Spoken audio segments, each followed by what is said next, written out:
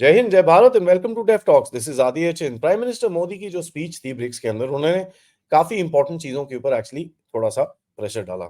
पहले थोड़ी सी चीजें देख लेते हैं, उसके बाद देखेंगे कि इसका इम्पैक्ट क्या था और किसकी तरफ टारगेटेड थी। साथ साथ में उसकी थोड़ी सी एनालिसिस करके आगे चलते हैं।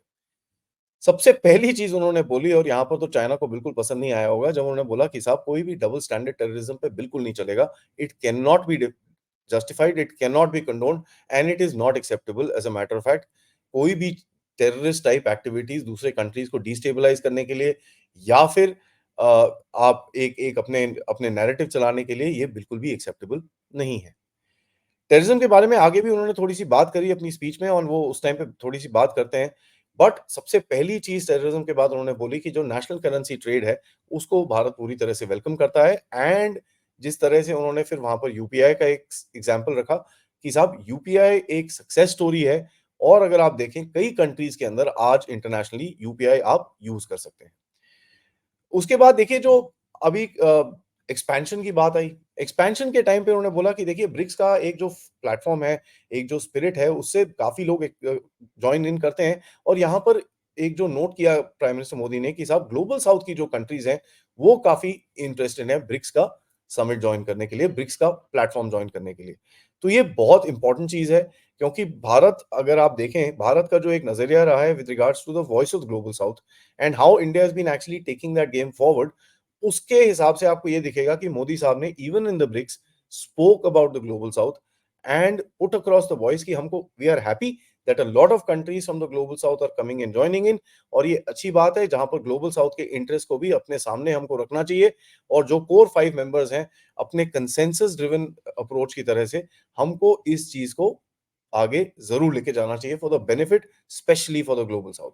नाउ ये चीज अगेन चाइना को नहीं पसंद आई होगी, क्योंकि ग्लोबल साउथ के बारे में जब भी आप बात करते हैं तो वो भी अपना एक नैरेटिव चलाने की कोशिश करता है global south. Till now he is not been successful in doing that. देखिए यहाँ पर एक बड़ी इंटरेस्टिंग सी चीज उन्होंने बोली कि देखिए बड़े सारे डिफरेंट व्यू पॉइंट्स हैं, हमारी डिफरेंट आइडियोलॉजीज हैं, हमारे डिफरेंट रूलिंग स्टाइल्स हैं, लेकिन फिर भी हम लोग एक तरफ बैठ के एक कंसेंसस ड्रिवन प्लेटफॉर्म को चलाते हैं, and which is what the world needs today in the new world order, जिसकी तरफ हमको एक बड़ा क्लियरली हमको एक काम करना चाहिए। तो उन्होंने बोला कि देखिए हमको एक ऐसी ऑर्गेनाइजेशन, और ये बड़ी क्लियर वार्निंग दी उन्होंने, एक ऐसी ऑर्गेनाइजेशन नहीं बनानी है कि कहीं ना कहीं हम दुनिया को ये बताना शुरू हो जाएं कि साहब हम तो जो पुराना एक वर्ल्ड स्ट्रक्चर है, पुराना जो ग्लोबल ऑर्गेनाइजेशन है, उनको तोड़ ताड़ के बराबर करना चाहते हैं। हमारा एम जो हमारे चार्टर के अंदर, ब्रिक्स चार्टर जहां बना था कि हम रिफॉर्म चाहते हैं इन द ग्लोबल ऑर्गेनाइजेशन, हमको उसकी ऊपर काम करना चाहिए, because that is what we need. We need to have everybody involve in the reform.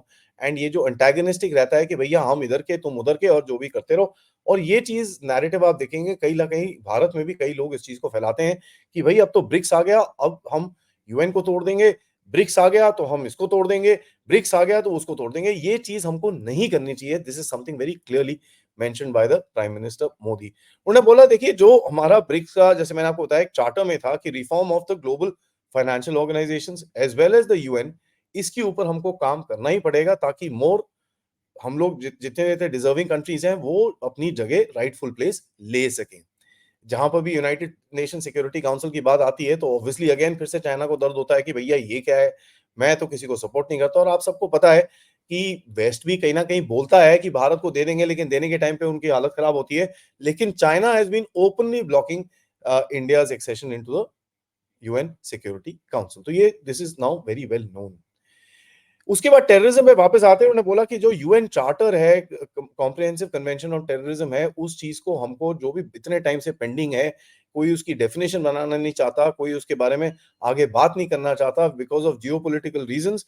हमको इस चीज को आगे लेके जाना चाहिए एज टेररिज्म, जैसे पहले भी बोला, is not acceptable, it can not be condoned, and it is not justified in any sort of way. तो कोई भी चीज हो, लेकिन टेररिज्म जो भी चीज है we will not accept in any direction. तो ये बिल्कुल भी एक्सेप्टेबल नहीं होगा।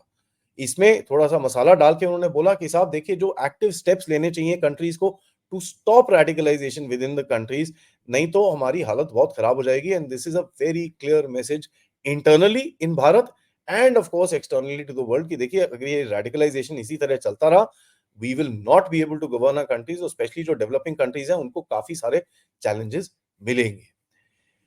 नाउ एक सेकंड वार्निंग उन्होंने इस चीज में दी कि जो भी हमारा एक कंसेंसस ड्रिवन प्लेटफॉर्म है, फाउंडिंग मेंबर्स का कंसेंसस ड्रिवन प्लेटफॉर्म है एक्सपेंशन के ऊपर और भी कई चीजों के ऊपर, उसका हमको बिल्कुल भी डाइल्यूशन नहीं करना चाहिए।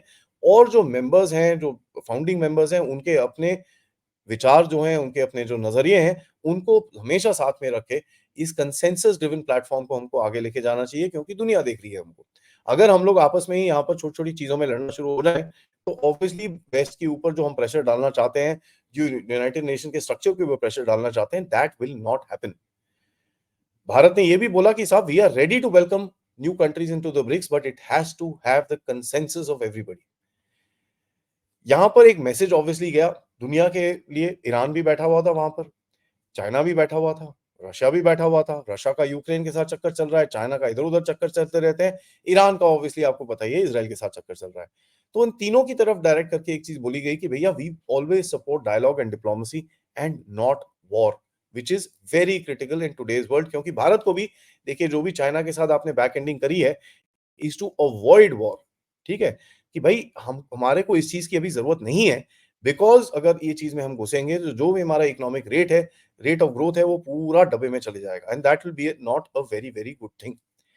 वी हैव टू गिव, उन्होंने बोला कि देखिए we have to give a consensus driven image to the world. और हम लोग ये जो डिवाइसिव ऑर्गेनाइजेशंस हैं दुनिया के अंदर, जहाँ पर यू नो इन ह्यूमैनिटी के लिए जो काम नहीं करते हैं, कई कुछ इंटरेस्ट के लिए काम करते हैं, हमको ऐसी ऑर्गेनाइजेशन ब्रिक्स में नहीं बनानी चाहिए। जो नए चैलेंजेस हैं उनके ऊपर काफ़ी बात हुई as a matter of fact BRICS के अंदर, जहाँ पर साइबर, डीप फेक, डिसइन्फॉर्मेशन के ऊपर। अब यहाँ पर तो सबसे बड़ा जो साइबर और डीप फेक और डिसइन्फॉर्मेशन का चैंपियन बैठा है, चाइना, उसको ऑब्वियसली ये चीज़ पसंद नहीं आई होगी। बट देखिए, ये जो मीटिंग हुई है इस टाइम पे, और मोदी साहब ने भी ये चीज़ बोली, ये जो मीटिंग हुई है, ये दुनिया में इस टाइम पे हुई है जहाँ पर बहुत सारे चैलेंजेस हैं। अभी पैंडेमिक खत्म हुआ, वॉर्स हैं, इकोनॉमिक अनसर्टेनिटी है, क्लाइमेट चेंज है, टेररिज्म है, ग्लोबल ऑर्डर चेंज हो रहा है। ये एक बहुत ही इम्पोर्टेंट और बहुत ही ज़बरदस्त टाइम है जहाँ पर हमको एक यूनिटी और एक कंसेंसस ड्रिवन प्लेटफ़ॉर्म के साथ आगे जाके जो भी रिफॉर्म्स करने हैं, ताकि इन जो चैलेंजेस को मीट कर सकें, otherwise there will be massive problems going forward. तो ये मोदी साहब का मैसेज था, which is very, very interesting. यहाँ पर कुछ और सटल मैसेजिंग भी हुई। सटल मैसेजिंग क्या हुई? अब देखिए, मैंने कल भी बताया था आपको, मोदी साहब जाके मिले रशिया के प्रेज़िडेंट पुतिन के साथ, झप्पी-शप्पी मारी वहाँ पर, तो ऑब्वियसली वो गहरे राज को तो पसंद नहीं आता। वो ऑब्वियसली वहाँ वहाँ पर थोड़े से हार्ट अटैक होने उनके शुरू हो चुके होंगे।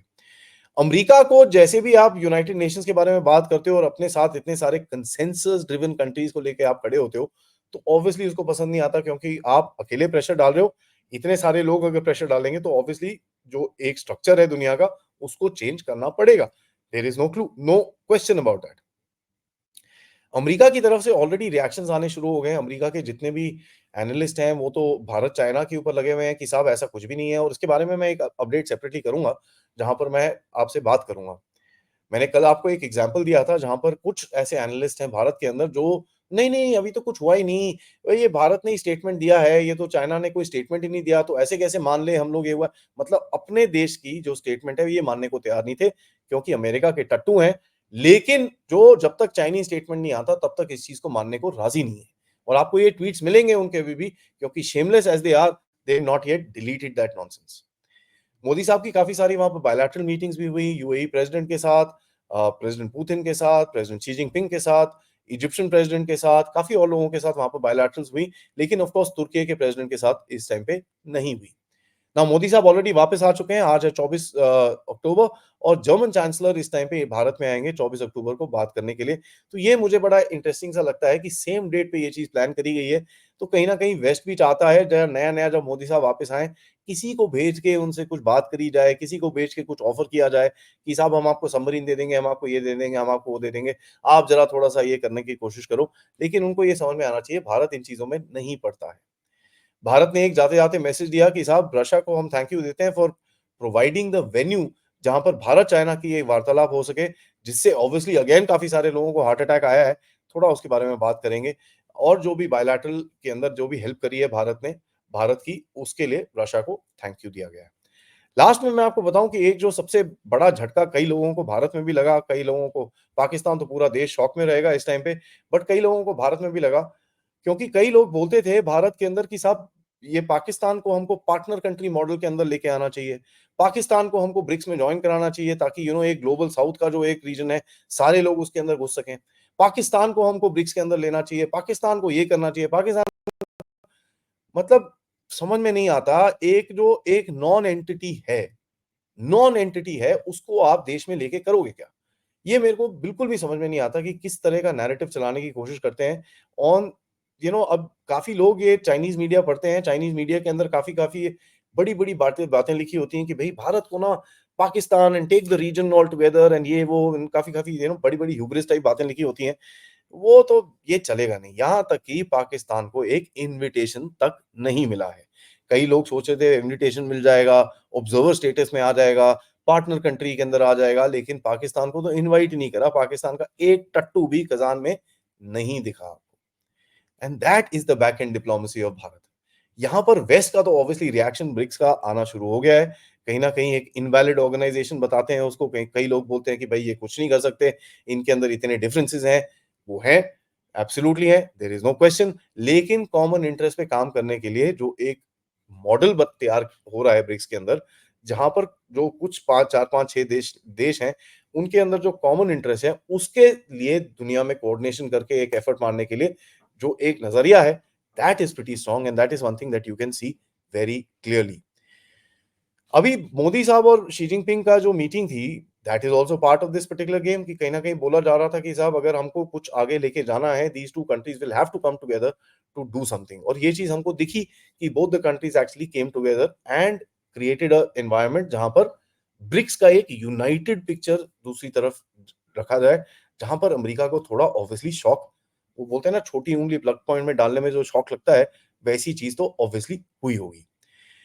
अभी तक के लिए इतना ही इस अपडेट में। इस वीडियो को लाइक करिए, सब्सक्राइब करिए चैनल को अगर आपने नहीं करा है। Most importantly share this with your friends and families. आप लोग इस चैनल की तरफ कंट्रीब्यूट भी कर सकते हैं यूजिंग द क्यूआर कोड या फिर पेपैल या फिर सुपर स्टिकर, सुपर चैट्स के साथ। थोड़ी देर में मैं आपके साथ एक और अपडेट दूँगा जहाँ पर मैं आपको बताऊँगा मोदी साहब शी जिनपिंग से मिले। लेकिन भारत की जो सटल डिप्लोमेसी रही है जैसे मैंने अभी आपको बताया और जो उनके जॉइंट स्टेटमेंट में डिस्कशंस हुई हैं और जो 2-3 चीज़ करी है भारत में, उससे ऐसा लगता नहीं है कि भारत ने पूरी तरह से अपना दरवाज़ा चाइना को खोल दिया है। तो ज़रा उसको भी डिस्कस करेंगे और उसको भी ज़रूर देखिएगा। तब तक के लिए जय हिंद, जय भारत।